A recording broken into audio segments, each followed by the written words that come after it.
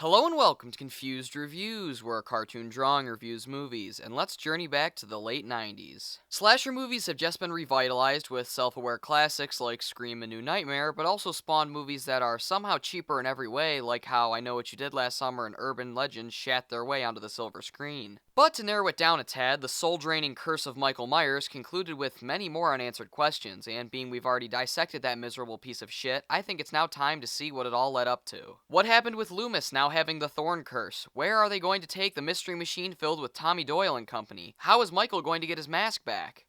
Jamie Lee Curtis has weird schizo visions of Michael, LL Cool J is now an actor, and there's a CGI Michael mask. Yep, that's right, we're talking about Halloween H20, 20 years later. The seventh Halloween movie decided that everything after 1981's Halloween 2 should just be ignored and become non-canon, which isn't a big loss in my eyes, but instead opting to continue the legacy of Laurie Strode, who was said to have died in a car crash in the Thorn trilogy, but since those were thrown out faster than you can say Samhain, they just said she moved away and now resides under a new alias. And while there, her and her son are then attacked by the infamous Michael Audrey Myers, 20 years after the events of my favorite horror movie. So let's take a look back at the movie I called overrated one time and see if ditching the Thorn cult crap was worth it, or the series could have actually used more Paul Rudd. This is Halloween Water. Yeah, I know, that joke was just awful, but if we want to get technical, Water has a pH level of 7, and this is the 7th movie.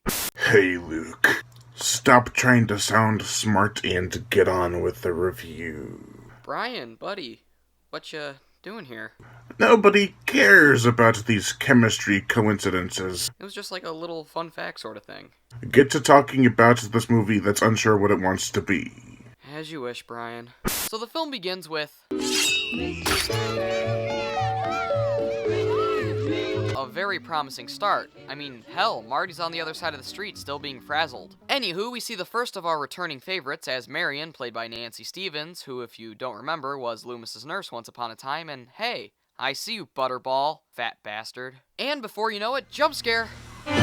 Oh, thank God, it was only Jason. Oh shit, it's Joseph Gordon-Levitt. Yeah, Levitt plays Jimmy, who, wanting to seem like a tough guy, charges into Marion's house after it's broken into. And as we all know, Levitt hates pots and pans, so after giving them a good thrashing, they hightail it out of there. Only for Marion to notice her picture of the dearly departed Dr. Loomis was knocked over. She gets spooked and rushes back to Jimmy's, only to see that he skated out of this movie, and after channeling her inner Caddyshack, she gets a good whack on Michael. And after a few more good hits, Michael's sick of that shit and slashes her throat.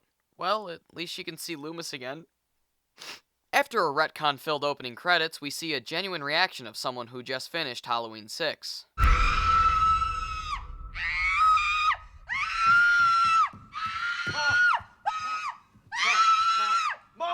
In all reality, Laurie Strode, played once again by the one and only Jamie Lee Curtis, whose birth name is Cynthia Myers. Cynthia!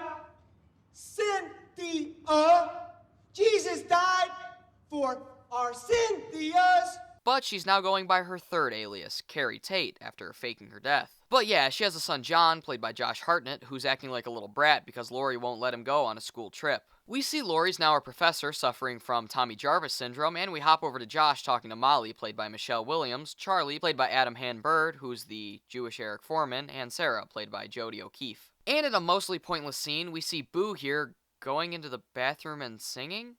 Whoa. Pixar stole that scene from H2O? Huh. And this scene is really out of place. The original didn't do something so stupid, it showed what we needed to know, not halt the movie for a pointless scene. Back to everyone's favorite part of school, boring lectures, we find out all 4 of our college kids are staying back from the trip. In more important matters, Norma, played by Janet's mom and the legend, Janet Leigh, is giving a rundown of the school. Wait a minute. Her name's Norma? Oh, you clever fucks. Will Brennan, played by Adam Arkin, shows his interest in Mrs. Tate, and since this was the late 90s, LL Cool J is in this movie. At least he's better than some people. He lets the boys off campus, who almost immediately get caught by his mom. What the fuck do you think you're doing? I'm reviewing the movie, Jamie, gosh. They argue over whether Michael's going to come back, and obviously they didn't look at the poster, but they make it back to the school with Michael not too far behind. Laurie bumps into Norma again, and she gives some good advice. We've all had bad things happen to us. Yeah, I'd say, Janet, you have a pretty good grasp on the concept.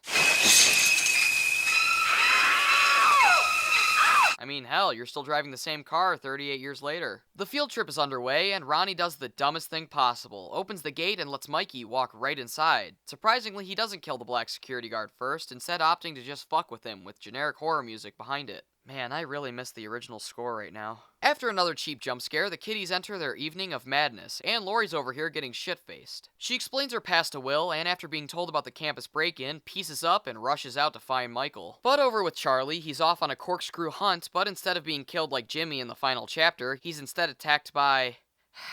Michael with a CGI mask. Yup, the mask they used for this scene originally was apparently so bad, which I can't imagine a mask worse than this, but regardless, they slapped some CGI magic onto it to make it look worse. And well, I'll let Caleb Crawdad explain what happens next. Sir, there has been a murder. And Sarah tries escaping up the dumbwaiter, but gets sliced up a little bit, only to have her leg get wrecked by the fallen contraption. And well, I think this is as good as time as any to play the first and probably last edition of Slasher Family Feud. Steve, your question is, what is Michael going to do to Sarah?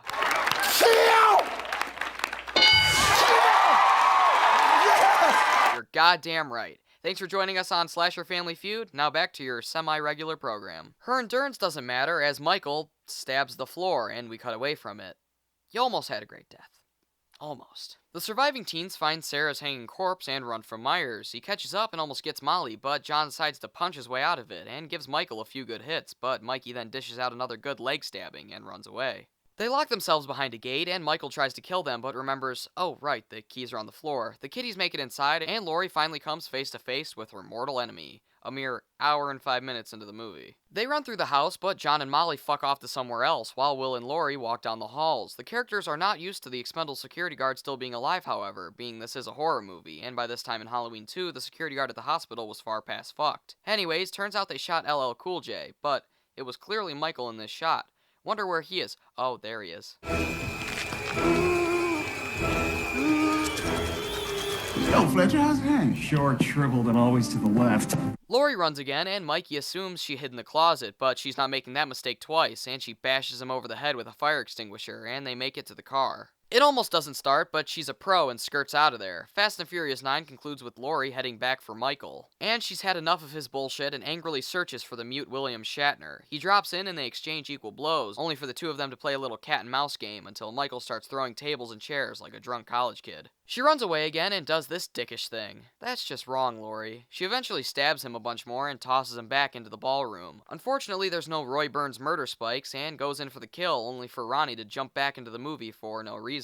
Now you're really getting innovative, movie, letting not one, not two, not three, but 4 people make it to the finale. Laurie sees the meat wagon hauling off Michael, but she knows he's still alive because it's still Halloween night, so she hijacks the van and rushes off with him inside. She waits until he jolts awake and launches the bastard through the windshield. Now, if this was a paramedic posing as Michael, this would probably keep him down. Right, Resurrection? Anyways, he gets back up and Laurie drives off the side, destroying the van and pinning Mikey up against a tree. But she's resilient like her brother and gets up again to finally defeat her psychotic sibling. He tries getting her to join me, and together we can rule the galaxy. But instead of the good guy losing the limb, it's the bad guy who gets it.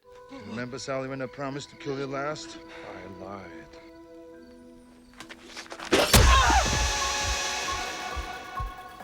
And with that, Michael Myers is officially dead. Kinda, sorta, not really, whatever. And that was Halloween H20, 20 years later. And how does it hold up another 20 years later? For the obvious good, Jamie Lee Curtis returning is a welcomed comeback, and kicks a lot of ass in the last 15 minutes. The toll the encounter with Michael took on Laurie is a really nice plot point. Michael's death is also one that I really enjoy. He couldn't die being shot a bunch of times or being burned alive, so how about we chop off his head? That's a nice end for the series. But other than that, this movie's bland. Most of the beginning and middle drag along ever so slow and doesn't have anything too unique or interesting. And my biggest gripe for the movie is not its low body count or the fact that LL Cool J is in it. That's all dumb.